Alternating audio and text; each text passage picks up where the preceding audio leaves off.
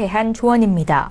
방송에서 제공하는 부동산 물건의 가치, 가격 상승 및 가격 하락에 대해서는 방송사에서 보장하지 않습니다. 방송에서 제공하는 부동산 정보는 투자 판단에 대한 조언입니다. 방송에서 제공하는 부동산 물건의 가치, 가격 상승 및 가격 하락에 대해서는 방송사에서 보장하지 않습니다.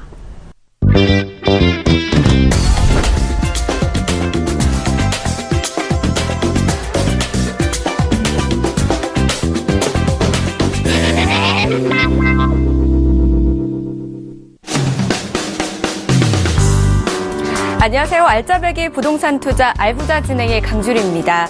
서울의 주간 집값 상승률이 4개월 만에 가장 큰 폭으로 올랐습니다. 정부는 추가로 투기지역 지정을 예고하고 있지만 일각에서는 서울의 투기지역 몇 군데를 더 지정한다고 해서 집값을 잡기에는 역부족이 아니겠냐라는 이야기가 나오고 있다고 하는데요. 오히려 이번에 규제를 피하면서 반사 이익을 보게 될 지역에 대한 관심이 커지고 있습니다. 알짜배기 부동산 투자, 여러분들을 위한 똘똘한 부동산 한 채 전문가와 함께 찾아드리는 시간입니다. 이 시간 방송 보시다가 궁금하시거나 부동산 관련해서 상담 원하시는 분들 저에게 언제든지 전화 주시면 되는데요. 02-3153-2594번으로 많은 전화 주시기 바라겠습니다. 그럼 오늘 함께할 분 바로 만나보도록 하죠. 황스인베스트의 황진현 대표 나오셨습니다. 안녕하세요, 대표님. 네, 안녕하세요. 네, 안녕하세요. 인사 말씀 부탁드리겠습니다. 네, 부동산 활동에는 많은 세금이 따라다닙니다. 근데 그 세금을 모른다고 약이 되지는 않습니다. 꼭 알아야 힘이 되고요. 오늘 그 힘에 대해서 알려드리도록 하겠습니다. 네, 오늘 지난 시간에 이어서 부동산과 세금에 대한 강의 들어보도록 할 텐데요. 이번 시간은 어떤 내용이 준비가 되어 있는지 바로 들어보도록 할까요? 네. 자, 오늘 강의 주제는 부동산과 세금 그리고 세 번째 시간입니다. 오늘은 양도소득세에 대해서 한번 알아볼게요. 먼저 양도소득세에 대한 정의부터 하고 넘어가겠습니다.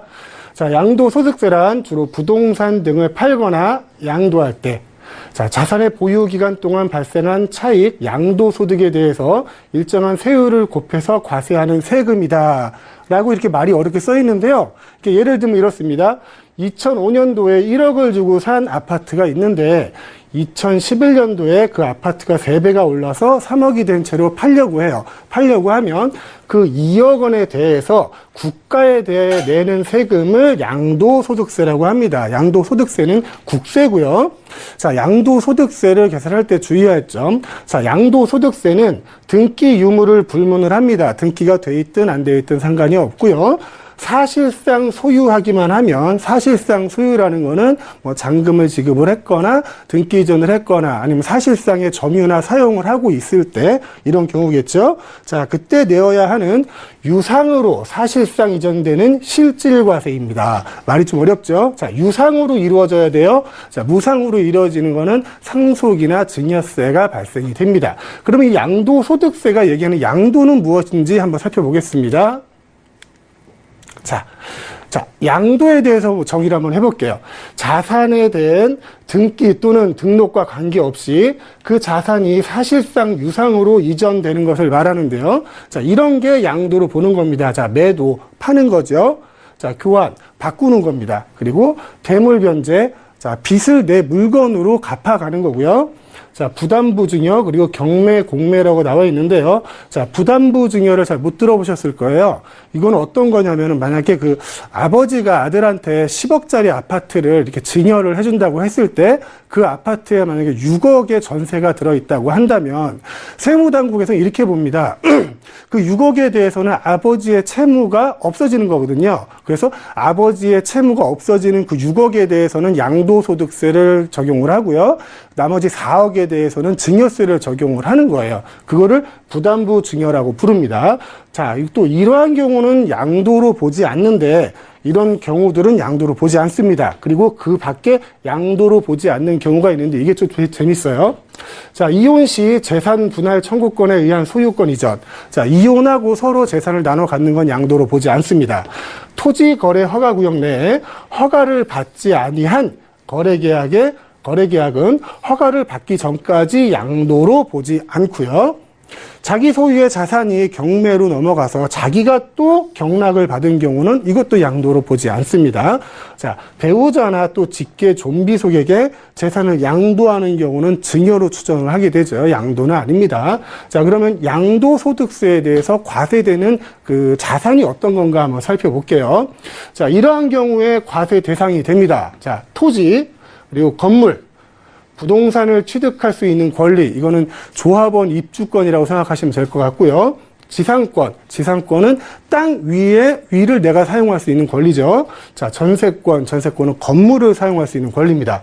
그리고 등기된 부동산 임차권, 이거는 잘 못 들어보셨을 텐데요. 어떤 거냐면은 임차인이 임대차 보호법의 그 보호를 받기 위해서는 점유를 하고 있고 전입이 돼 있어야 되는데, 피치 못할 사정으로 이제 점유나 전입이 안 돼 있을 때는 그 부동산에 임차권을 등기를 해놓는 거예요. 그렇게 되면 내가 실질적으로 점유나 전입이 안 돼 있다 하더라도 임대차 보호법에 그 적용을 받을 수 있는 게 부동산 임차권입니다. 자, 이러한 권리들이 과세 대상의 자산으로 보고요. 자산의 양도 또는 취득 시기가 굉장히 중요합니다. 왜 중요하냐면요. 양도소득의 귀속 연도나 양도 차익, 그리고 장기 보유 특별 공제, 세율 적용 등 과세 표준 계산 시 중요한 기준 시기가 되면 물론 각종 비과세 감면 요건 판정, 법률 적용에 대한 시기를 전부 다 양도나 취득 시기를 기준으로 하거든요. 그러면 그 양도나 이 취득 시기는 어떻게 정해지는지 한번 살펴보겠습니다.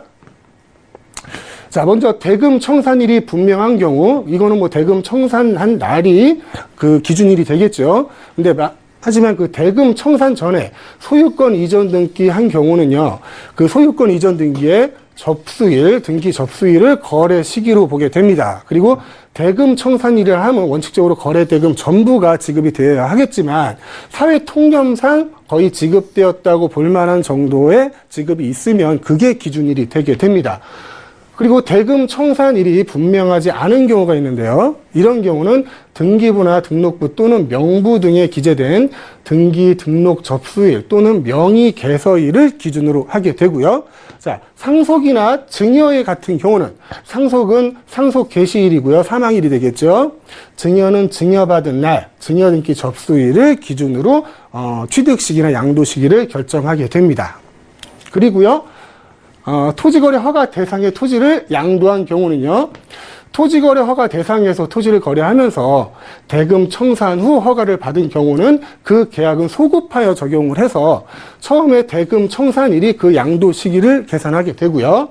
자, 경락에 의한 자산의 취득은 경락인이 매각 조건에 의한 경락대금을 완납한 날 그 자산을 취득한 걸로 보게 됩니다.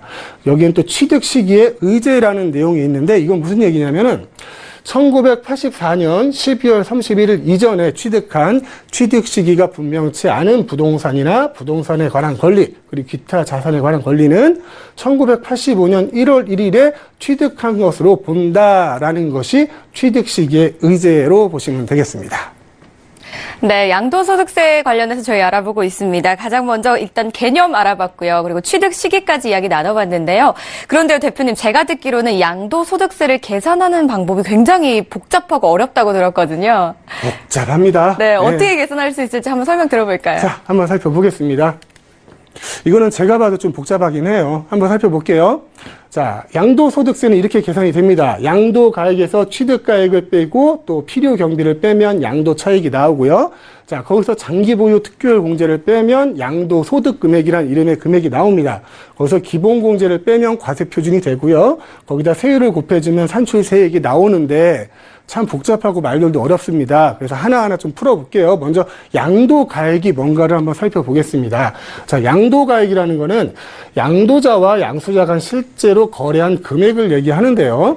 금전수수가 수반되지 않는 교환의 경우는 인수한 자산의 가액을 양도가액으로 하고요. 자, 부동산을 취득할 수 있는 권리는 양도일까지 투입된 원가의 권리금 상당액 가산을 한 금액을 양도가액으로 합니다. 그리고 상속세, 증여세를 물납하는 경우는 그 물납에 충당하는 자산의 수납가액을 양도가액으로 보게 되죠. 자, 양도가액에서 취득가액을 빼야 되는데, 자, 취득가액은 또 뭔지 볼게요. 그 자산의 취득에 소요된 실질 거래가액, 자, 양도자와 양수자 간에 실제로 거래된 가액을 얘기하는데, 이 취득가액에는 취득 시 납부한 취득세, 중개 수수료, 등기 전에 발생한 소송비용, 화해비용 등등도 다 포함한 것을 취득가액으로 인정을 하게 됩니다. 자, 여기선 또 이제 필요경비를 빼야 되잖아요. 이 필요경비가 좀 복잡하고 중요합니다. 어떤 내용이냐면요. 자산의 취득 이후 자산의 가치를 증가시키는 자본적 지출액, 그리고 자산의 양도와 관련하여 직접 지출한 비용을 필요 경비로 봐주는데, 이 자본적 지출액이라는 게 좀 개념을 좀 잘 잡으셔야 되는데요. 자, 본래 용도를 변경하기 위해서 개조를 하고요. 엘리베이터 또는 냉난방기를 설치를 해야 됩니다. 자, 수리하면 안 돼요. 수리는 수익적 지출액이기 때문에 필요 경비를 인정을 못 받습니다. 새로운 걸 설치를 해야 됩니다. 만약에 보일러를 설치를 하고 보일러 수리하는 건 안 되고요. 자, 빌딩 등의 피난 시설들의 설치 등등등을 자본적 지출액이라고 부르는데, 이 자본적 지출액은 증빙 서류가 있는 경우에만 필요 경비로 인정이 됩니다. 자, 양도가액에서 이제 취득가액 빼고 필요 경비 빼면 양도 차익이 나오는데요. 양도 차익은 이렇습니다. 일반적인 양도 차익은 양도가액에서 취득가액 빼고요, 필요경비 빼면 나오는데, 1세대 1주택 비과세에 해당하는 고가주택의 경우는 이런 식으로 계산이 됩니다. 전체 양도금액에서 곱하기 양도가액분의 양도가액 빼기 9억 원. 왜냐하면 9억 원까지는 비과세거든요. 그래서 9억 원 이상의 금액만 양도세를 과세하겠다 해서 이런 식이 나오게 됩니다. 자, 양도차익까지 봤고요. 양도차익을 구해지면 그 다음은 장기보유 특별공제를 공제를 하게 되는데, 이건 뭐냐 하면요. 자, 토지, 건물 및 조합원 입주권에 대하여 다음의 보유기간에 따른 공제율을 곱하여 계산한다. 내가 부동산을 소유하고 있는 기간 동안이 그 기간이 길면 길수록 더 공제를 해주겠다는 얘기인데요. 자, 1세대 1주택자인 경우는 3년이면 24%, 그리고 10년이면 80%까지 공제율이 높아집니다. 1세대 1주택 외의 주택은 10%에서 30%까지 공제율이 정해지고요. 이 장기보유 특별공제금을 빼고 나면 양도소득 금액이라는 게 나옵니다. 와, 여기까지 오는 것도 굉장히 길어요. 여기서 기본공제를 빼주게 되면 과세표준이 나오고, 거기에 세율을 곱해주면 세액이 나오는데요. 자, 세율표를 한번 보시겠습니다. 자, 여기 구분이라고 써있는 이 부분이 여기서 보시면 이제 과세표준이라고 생각하시면 돼요. 자, 과세표준이 이러할 때 일반 지역의 세율은, 양도세율은 6%에서 42%까지 양도세를 적용하게 되는데요. 18년 4월 1일부터 이제 다들 아시겠지만 조정지행원회에서는 양도세가 중과되게 돼 있습니다. 그래서 2주택 이상일 때는 10%가 중과돼서 16%에서 52%까지 되게 되고요. 3주택 이상일 때는 20%가 중과가 되죠. 그래서 26%에서 62%까지의 양도세율 적용받게 되는데, 이렇게 적용받기 위해서는 2년 이상, 그리고 주택은 1년 이상 보유를 해야지만 이걸 적용을 받고요. 자, 이쪽에 보시면 누진공제라고 나와 있어요. 이 누진공제가 여기서 보는 기본공제입니다. 이 누진공제는 108만 원부터 3,540만 원까지 무조건 공제를 해주는 거예요. 이 정도 과표가 나왔을 때. 이 누진공제 또한 2년 이상, 주택은 1년 이상 보유를 해야지만 받을 수 있는 공제 금액입니다. 그러면 1년 미만을 보유했을 때는 어떻게 계산을 합니까? 하면 주택이나 조합원 입주권, 즉 부동산을 취득할 수 있는 권리죠.